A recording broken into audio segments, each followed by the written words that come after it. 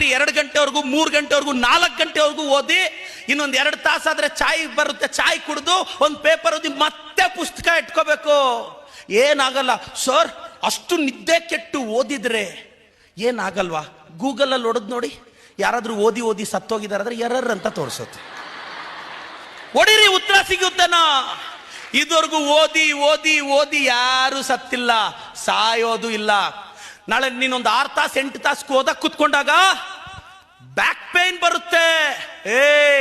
Back pain ಗೆದ್ರಿದ್ರೆ ಹೆಂಗೆ? ನಿನ್ನ ಫ್ಯಾಮಿಲಿಗೆ ಬ್ಯಾಕ್ ಬೋನ್ ಆಗ್ಬೇಕಾಗಿರೋಳು ನೀನು. ಓದಿ ಹೆಡ್ಏಕ್ ಬಂದ್ರೆ ಬೇಜಾರು ಬೀಳ್ಬಾರ್ದು. ನಿನ್ ಕಂಡ್ರೆ ಆಗದೆ ಇರೋರ್ಗೆಲ್ಲ ಹೆಡ್ಏಕ್ ಆಗ್ಬೇಕು ನೀನು.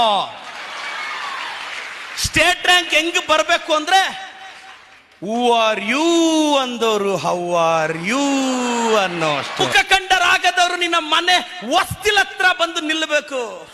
ಅವಾಗೆಲ್ಲ ಅಳಬಾರ್ದು, ಅಪ್ಸೆಟ್ ಎಲ್ಲ ಆಗ್ಬಾರ್ದ?